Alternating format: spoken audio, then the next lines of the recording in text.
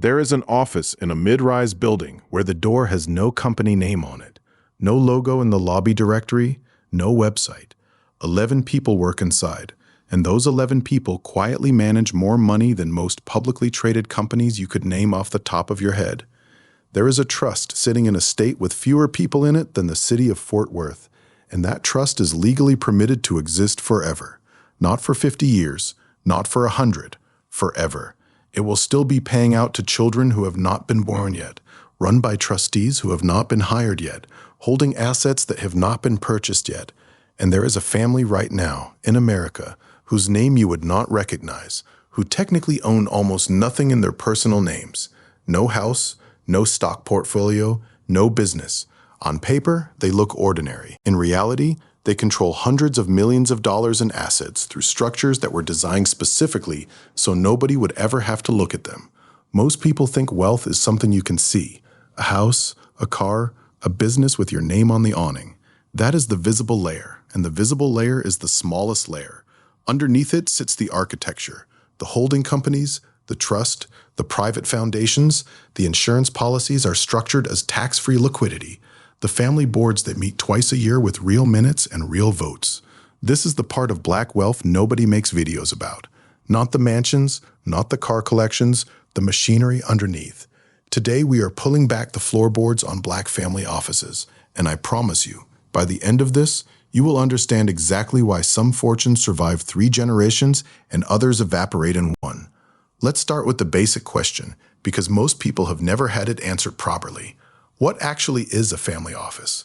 Strip away the mystique and it is simple. A family office is a private company whose only client is one family. That is it. It exists to manage that family's money, taxes, legal structures, property, philanthropy, and succession, all under one roof, with staff who work for the family and nobody else. The concept traces back to the 1800s, when the Rockefellers built a private organization to handle the family's affairs rather than trusting outside banks with everything.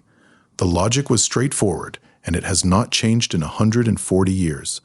When your wealth becomes complicated enough, hiring people who work only for you becomes cheaper and safer than paying commissions to people who work for everybody. There are 2 versions. A single-family office serves one family exclusively. A multi-family office pools several families together so they can share the cost of the same infrastructure. The single version generally requires serious scale. Industry practitioners typically talk about $100 million or more in investable assets before running your own office makes financial sense. The multifamily version brings that entry point down considerably, often into the $25 to $50 million range, because you are splitting the overhead with other families. And the overhead is real. P. Morgan Global Family Office Report put average annual operating costs at around $3.2 million, and for offices managing $1 billion or more, that figure climbed to roughly $6.6 million a year. The average office employs about 11 people, and half of them run with 5 staff or fewer. These are not sprawling institutions. They are small, quiet, expensive teams. Now here's the scale of the world we are talking about. Deloitte counts roughly 8,030 single-family offices globally, up from about 6,130 in 2019, and projects that number climbing past 10,700 by 2030. Their combined assets under management sit around $3.1 trillion and are forecast to reach $5.4 trillion by the end of the decade. North America alone holds about 3,180 of those offices, 3,000 quiet companies with no signage, managing the private fortunes of families most Americans have never heard of. So where does Black America sit inside that picture? That question is where this story stops being about spreadsheets and starts being about history. Here are the numbers, and I want you to sit with them for a second. According to the Federal Reserve's 2022 survey of consumer finances, the median white household in America held about $285,000 in net worth. The median black household held $44,900. Look at the averages instead of the medians, and the picture gets sharper still. Roughly $1.37 million for white households versus about $211,000 for black households. Averages get pulled upward by the very top. Medians tell you about the typical family, and the gap between those 2 figures tells you something important about where wealth is concentrated. But here is the statistic that actually explains the machinery. When a white family receives an inheritance, The median amount is around $305,000. When a black family receives one, the median is around $68,000. That is a 4.5 times difference in the transfer itself before anyone invests a dollar of it. That is not an income gap. Income gaps show up in paychecks. That is a transfer gap. That is what happens when one group has spent 4 generations building the plumbing that moves money from the dead to the living efficiently, and another group has spent those same generations being locked out of the banks, the deed offices, the trust companies, and the law firms that build that plumbing in the first place. Wealth does not disappear between generations because people are careless. It disappears because nobody built the container. So let's talk about the container. Let's talk about trusts, because this is the single most misunderstood structure in American finance. A trust is not a bank account, and it is not a company. It is a legal arrangement where one party holds property for the benefit of another. You have a person who creates it, a trustee who manages it, and beneficiaries who receive from it. That's the whole skeleton. The critical distinction is between revocable and irrevocable. A revocable trust can be changed or dissolved by the person who created it at any time. It is useful mainly for avoiding probate, which is the slow, public, expensive court process that decides who gets what after somebody dies. Probate files are public record. Anyone can walk in and read them. A revocable trust keeps the transfer private and fast, but the assets still count as yours for tax purposes. An irrevocable trust is a different animal entirely. Once you place assets inside it, they are no longer yours. You have given them away. You cannot pull them back. And that is precisely the point, because assets you no longer own are not part of your taxable estate when you die, and they are considerably harder for creditors and lawsuits to reach. Now, the estate tax. For 2026, the federal estate and gift tax exemption sits at $15 million per person, or $30 million for a married couple using portability, made permanent under legislation signed in July of 2025. Anything above that threshold gets taxed at 40%. 40%. Think about what that does to a family business. If a family owns a company worth $50 million and never structured anything, the heirs could face a tax bill in the millions on assets they cannot easily sell, on a deadline they did not choose. That is how family companies get sold to strangers. Not because the business failed, because the tax bill arrived and nobody had liquid cash. Then there is the dynasty trust, and this is where it gets genuinely fascinating. For centuries, English and American law included something called the rule against perpetuities, which forced trusts to eventually terminate and distribute their assets, usually within about 100 years. Every time assets pass to a new generation, there is a chance to tax them.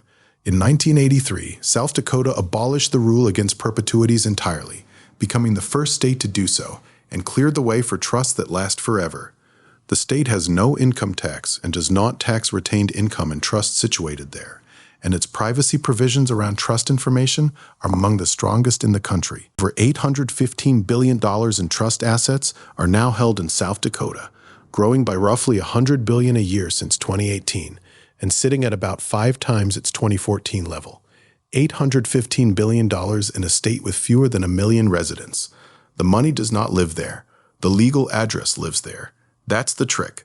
A perpetual trust also allows wealth to move through generations without triggering the generation-skipping transfer tax at every handoff. And South Dakota law permits decanting, which lets a trustee pour assets from one irrevocable trust into a new one with updated terms.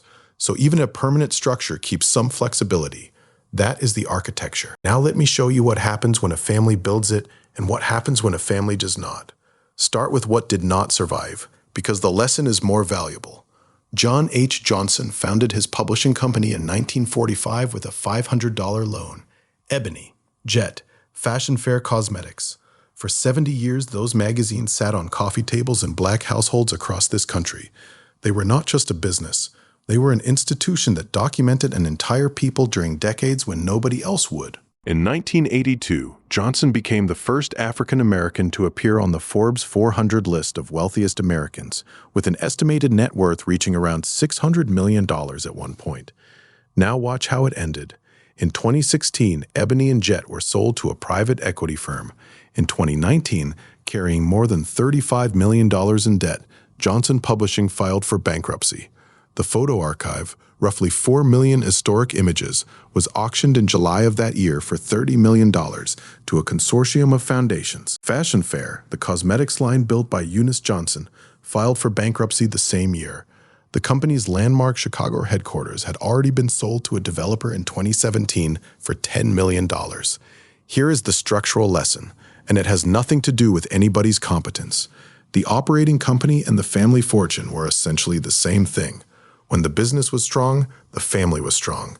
When print advertising collapsed and the business weakened, there was no separate reservoir of diversified assets sitting outside it, insulated in a different structure, generating income that did not depend on magazines. That is what a family office prevents. It separates the family's balance sheet from the family's business. The company can struggle. The company can even fail. The family does not go down with it, because by then, the family's capital lives somewhere else entirely. Now let me show you the same story with the architecture installed. Junior Bridgman played 12 seasons in the NBA and peaked at around $350,000 a year. He never made an all-star team. He arrived in Milwaukee as the smaller piece of a trade for a superstar. By every measure the sports world uses, he was ordinary. He treated his salary as seed capital rather than a destination. He walked into Wendy's franchises as a worker, learning operations from the floor up while he was still playing. He built that into a restaurant empire employing thousands of people. He sold at the right moment and moved into Coca-Cola bottling, which is about as far from celebrity as a business can get. Then in September of 2024, he bought a 10% stake in the Milwaukee Bucks, the same franchise that had once treated him as a footnote, in a deal that valued the team at $4 billion. By February of 2025, Forbes placed his net worth at $1.4 billion. He died the following month at 71 years old. And here is the part that matters for today's conversation. The empire did not die with him. His son Ryan operates more than 230 restaurants out of the family portfolio. His daughter Eden runs the marketing operation and publishes Ebony. Bridgman had purchased Ebony and Jet for $14 million in 2020, essentially as a gift to his daughter, who now operates Ebony as a digital publication. Think about the poetry of that for a moment. One family's institution collapsed because the structure was not there. Another family buys it out of the wreckage and hands it to the next generation as an asset. That is not luck. That is the difference between a business and a family office. If you are getting value from this breakdown, consider joining the channel membership. Members get early access to these deep dives before they go public, plus the research notes behind them. The link is below the video. Now, the third story, because this one shows what happens when the structure gets tested immediately. In 1987, Reginald Lewis acquired Beatrice International Foods for $985 million, renaming it TLC Beatrice International Holdings. It was a collection of 64 companies operating across dozens of countries, and at the time, it was the largest leveraged buyout of overseas assets by an American company in history. When the company reported $1.8 billion in revenue, it became the first Black-owned company to clear $1 billion in annual sales. Reginald Lewis died in January of 1993. He was 50 years old, 50, at the absolute peak of his powers, with a global conglomerate that had been assembled less than 6 years earlier and was still carrying leveraged buyout debt. His widow, Loida Nicholas Lewis, took the helm, and the family held a majority stake while the company retained its position as the nation's largest Black-owned business. In late 1997, the company sold its food distribution division, which had accounted for roughly 85% of prior year revenues. Sudden death is the ultimate stress test of a wealth structure. Not a recession, not a bad quarter, a funeral on a Tuesday with a 9-figure debt load and 64 operating companies in third-plus countries. Every provision you wrote, every trustee you named, every insurance policy you funded gets graded at that moment, and you are not there to defend your answers. This is why the actual work of a family office is far broader than picking investments. There are 5 functions running at all times. The first is investment management, portfolio construction, direct deals, private markets, real estate. Deloitte found family offices spend roughly 30% of their time on portfolio management and 22% on direct investing. The second is tax and estate structuring. Which entity holds which asset? When to give a gift? When to hold for the step-up on basis? Where to situs the trust? The third is governance, and this is the one most families skip. A family constitution, a board with real authority. Deloitte reports that nearly 3/4 of family offices have established boards, averaging 4 members, with just over half being family and the remainder outside professionals. That mix is deliberate. Family members provide continuity of values. Outsiders provide the ability to say no to a family member. The fourth is risk management, and it is not just insurance anymore. Deloitte found that 43% of family offices worldwide had experienced a cyber attack within the previous 12 to 24 months, and 25% had experienced 3 or more. When your entire net worth is coordinated through one small office, that office becomes a target. The fifth is philanthropy and next-generation education. Roughly 90% of family offices engage in philanthropy, with median annual giving above $1 million, and 81% operate under a formal mission statement.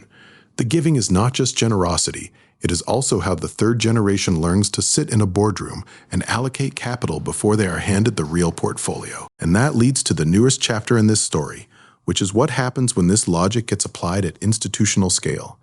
John W. Rogers Jr. founded Ariel Investments in 1983, building the first Black-founded mutual fund company in the United States. The firm manages roughly $12.9 billion today, including about $1.48 billion allocated to Ariel Alternatives, its private equity arm. That vehicle, called Project Black, closed with $1.45 billion in commitments, making it one of the largest first-time private equity fund closings globally. The strategy is to acquire middle-market companies with $100 million to $1 billion in revenue and transform them into certified minority business enterprises large enough to serve as Tier 1 suppliers to Fortune 500 corporations. Read that strategy again, because it is a family office thesis applied to an entire community. Buy the container, change who owns it, plug it into the revenue streams that already exist. Do not ask corporate America to hand out contracts. Buy the companies that already hold the contracts. Now, the honest question. Most people watching this do not have $100 million. So what actually transfers? The functions transfer, even when the scale does not. Practitioners call the small-scale version a virtual family office, and it means assembling the same 5 jobs from outside professionals instead of hiring them full-time. Your attorney, your accountant, and your advisor sitting in the same conversation once a year instead of never speaking to each other. The specific structures scale down further than most people realize. A revocable trust keeps a modest estate out of probate, which means out of public record and out of a courtroom calendar. An LLC holding a rental property separates that property from everything else you own. Term life insurance functions as instant liquidity, cash that arrives the week it is needed, so heirs never have to sell an asset at a discount to cover a bill. Beneficiary designations on retirement accounts override your will entirely, which is why an outdated form can send money to an ex-spouse, regardless of what the will says. And a single written document listing every account, every policy, and every password saves a grieving family 6 months of detective work. I want to be clear that none of this is personalized advice, and the net worth figures throughout this video are estimates drawn from public reporting rather than audited statements. What your family should actually do depends on your state, your assets, and your circumstances, and that conversation belongs with a licensed attorney and tax professional who can look at your specific situation. But the principle underneath it does not require $100 million to understand. The families whose money survives are not the families who earned the most. They are the families who built something to hold it in. Johnson Publishing built an institution that shaped how a nation saw itself, and the fortune did not outlast the business. Junior Bridgman never had a signature moment on a basketball court and left a structure operating on 2 continents that his children run today. Reginald Lewis built a global conglomerate in 6 years and died at 50, and what happened next depended entirely on documents signed before anybody knew they would be needed. Wealth was never the point. The container was always the point. If you want to understand the structures behind lasting black wealth, subscribe to the channel. So here is what I want to know from you. If you could put one structure in place tomorrow for your family, one thing that outlives you, would it be the trust, the business, or the land? Tell me in the comments, and tell me why, because the reasoning is more interesting than the answer. And if you want more of this, the mechanics rather than the mansions, subscribe to the channel. There is a whole layer of black wealth in this country operating quietly, on purpose, and we are going to keep opening those doors.